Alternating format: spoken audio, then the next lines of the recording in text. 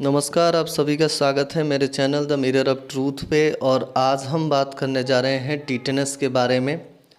Tetanus क्या है और किसके द्वारा होता है। तो आइए वीडियो को शुरू करते हैं, लेकिन वीडियो को शुरू करने से पहले कृपया करके इस चैनल को सब्सक्राइब करिए और बेल आइकॉन को प्रेस करना न भूलें। टिटेनस की बात करें तो एक ऐसी बीमारी है जिससे हमारे शरीर में हाइपरटोनिया होता है, मसल्स में काफ़ी ज़्यादा कॉन्ट्रैक्शंस होता है।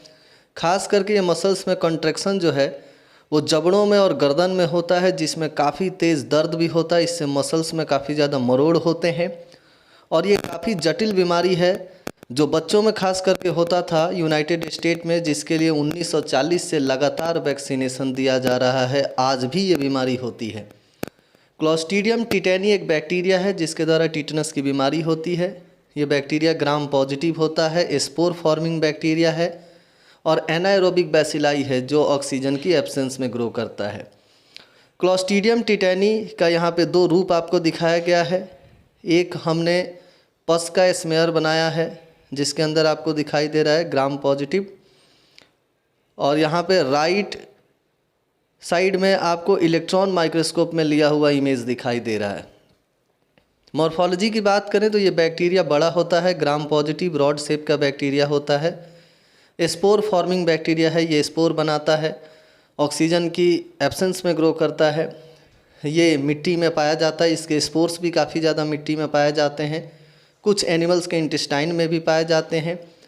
और यह जो बैक्टीरिया है ये खास करके फर्मेंटेशन टाइप का मेटाबॉलिज्म करता है, फर्मेंटेटिव मेटाबॉलिज्म करता है। क्लोस्ट्रीडियम टिटेनी के जो स्पोर्स हैं ये हर जगह पाए जाते हैं दुनिया भर में, लेकिन खास करके ये मिट्टी में पाए जाते हैं। और ये स्पोर के पास क्षमता होती है कि ये हीट, रेडिएशन, केमिकल या ड्राइंग प्रोसेस को आसानी से झेल सकते हैं। यही कारण है कि इस बैक्टीरिया के स्पोर काफ़ी समय तक वातावरण में ज़िंदा रह सकते हैं। अनुमान ये लगाया जाता है कि जो क्लोस्ट्रीडियम टिटेनी का स्पोर है वो लगभग 100 सालों तक ज़िंदा रह सकता है।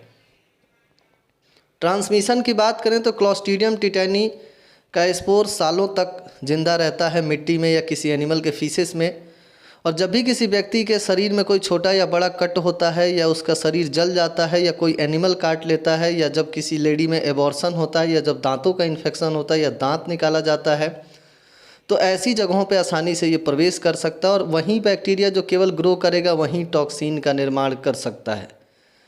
टिटेनस बर्न के कारण, डीप पंक्चर यानी किसी चीज़ से चुभ जाए आपका स्किन, कोई घाव हो, कानों में या दांतों में इन्फेक्शन हो, किसी एनिमल ने काटा हो या एबॉर्शन हुआ हो, तब ये बैक्टीरिया शरीर के अंदर प्रवेश करता है या इसके स्पोर प्रवेश करते हैं और जो केवल ग्रोइंग बैक्टीरिया है वहीं टॉक्सिन बना सकता है।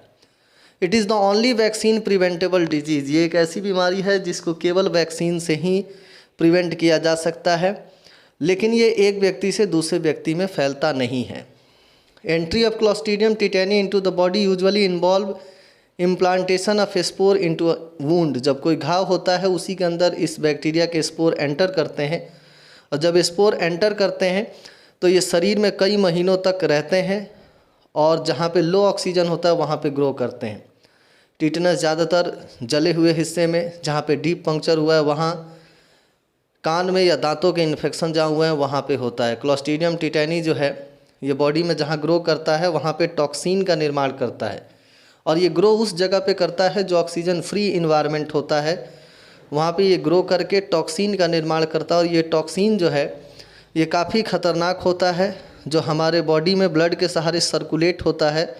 और ये कुछ ऐसे भी टॉक्सिन होते हैं जो हमारे नर्व इम्पल्स को ब्लॉक कर सकते हैं, जिस कारण से मसल रिलैक्सेशन बंद हो जाता है। ऐसा जनरल टिटेनस के कंडीशन में देखने को मिलता है। ये एक तरीके की डिजीज़ होती है। टिटेनस भी कई प्रकार की होती है जिसके बारे में हम अगले वीडियो में प्रमुख रूप से चर्चा करेंगे कि टिटेनस कितने प्रकार की होती है। तो इससे न्यूरल ट्रैक्ट ब्लॉक हो जाता है। Not pathogenic to human and animal by invasive infection. ये शरीर में हमारे जाए इन्वेड होके और अगर ये टॉक्सिन ना बनाए तो ये ज़्यादातर पैथोजेनिक नहीं हो सकता है। लेकिन जब ये टिटेनस टॉक्सिन या टिटेनोस्पेज्मिन का निर्माण करे या दूसरा एक्जोटॉक्सिन बनाए टिटेनोलाइजिन, तो ये दूसरा टॉक्सिन है टिटेनोलाइजिन जो इसके द्वारा बनता है, लेकिन इसका रोल क्या है यह अभी तक अननोन है। तो जब ये टॉक्सिन बनाए तो ये हमें इन्फेक्शन कॉज करता है। टिटेनोस्पैज्मिन जो है वो एक जो टॉक्सिन है जो locally release into the blood stream, ये ब्लड में चला जाता है बनने के बाद, जो पेरिफेरल मोटर नर्व टर्मिनल से जुड़ के नर्व सेल्स जो एंटेरियल हॉर्न पे पाए जाते हैं स्पाइनल कॉर्ड के, वहाँ पे ट्रिगर होता है। And the toxin after entering axon, जब टॉक्सिन नर्व सेल के एक्सॉन में एंटर करता है तो वहाँ से नर्व सेल की बॉडी ब्रेन स्टेम और स्पाइनल कॉर्ड के अंदर एंटर करके रेट्रोग्रेड इंट्रा न्यूरल ट्रांसपोर्ट हो जाता है। टॉक्सिन जो है जो प्री सिनेप्टिक हिस्सा होता है जहाँ पे नर्व्स आपस में जुड़ते हैं उसको ब्लॉक करता है, जिस कारण से सेंसेशन रुक जाते हैं। Tetanus toxin produce when spores germinate, जब स्पोर जर्मिनेट होकर एक वेजिटेटिव बैक्टीरिया बनाएगा तब टिटनस टॉक्सिन का निर्माण होता है, और ऑर्गेनिज्म जहाँ पे मल्टीप्लाई करता है वहाँ पे हमें सिम्टम्स देखने को मिलते हैं। One of the 3 most poisonous substance known on a weight basis, the other 2 being the toxin of botulism and diphtheria, ये सबसे खतरनाक टॉक्सिन है। और इसके बाद 2 और टॉक्सिन है जो बैक्टीरिया के द्वारा बनते हैं, एक है क्लॉस्ट्रीडियम बोटुलिनम के द्वारा बनने वाला टॉक्सिन और एक डिप्थीरी के द्वारा बनने वाला टॉक्सिन। सिम्टम्स की बात करें तो इस बीमारी में काफ़ी ज़्यादा मसल्स के अंदर दर्द होता है, मसल्स कॉन्ट्रैक्शन काफ़ी पावरफुली ब्रस्ट होता है, जिस कारण से हमें लैरिंग्स में चेस्ट वॉल में काफ़ी ज़्यादा दर्द होता है। जबड़ों में स्टिफनेस आ जाती है, मूव नहीं होती है, जबड़े लॉक हो जाते हैं। एब्डोमिनल कैविटी और बैक मसल्स भी ब्लॉक हो जाते हैं। फेशियल मसल्स की कॉन्ट्रैक्शन जो है वो प्रभावित होती है। पल्स तेज़ हो जाती है, बुखार होता है और शरीर में पसीने ज़्यादा होते हैं।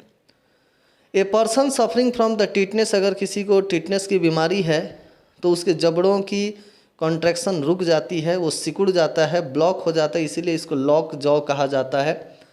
Contraction by the muscles of the back and extremities, यानी कि जो पीठ की मसल्स हैं या जो लोअर एक्सट्रीमाइटीज़ या अपर एक्सट्रीमाइटीज़ की मसल्स हैं उनमें भी काफ़ी वायलेंट स्ट्रॉन्ग बोन फ्रैक्चर जैसी फीलिंग आती है। And affected individual is conscious, और वो पूरा होशो हवास में रहता है, इसीलिए उसको और ज़्यादा पेनफुल सेंसेशन टिटनेस के कारण हमें देखने को मिलता है, जो कि क्लॉस्ट्रीडियम टिटेनी के द्वारा होता है। कृपया करके चैनल को सब्सक्राइब करें, वीडियो को लाइक करें।